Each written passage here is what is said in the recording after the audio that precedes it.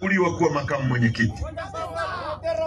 Tumefanya uteuzi wa viongozi ambao tunaamini watafanya kazi na sisi ya kubadilisha maisha ya Watanzania na kuondoka kwenye mchezo kufanya siasa za kuchukua nchi hii na kubadilisha maisha yetu.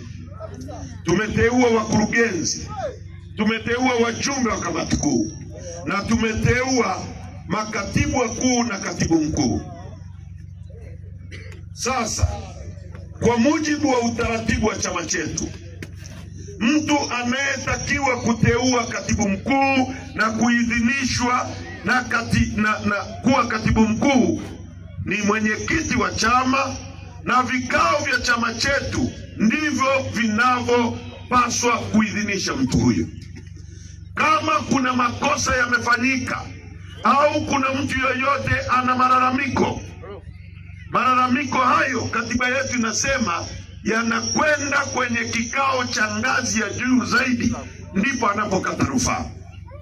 Kama baraza kuu limekosewa, unalalamika kwenye mkutano mkuu.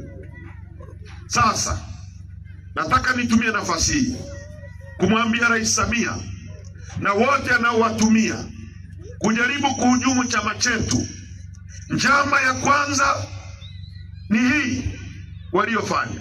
Ya pili, wamemkamata mwenyekiti wetu, wamempa kesi ya uhaini, wakitegemea kwamba tutakaa nyumbani tulie.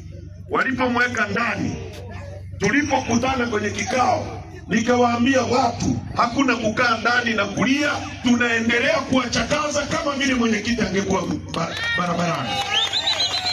Kwa hiyo Lissu yuko gerezani, mimi niko barabarani, Mnyika yuko barabarani. Tumewagonga vibaya sana na tutawagonga vibaya sana.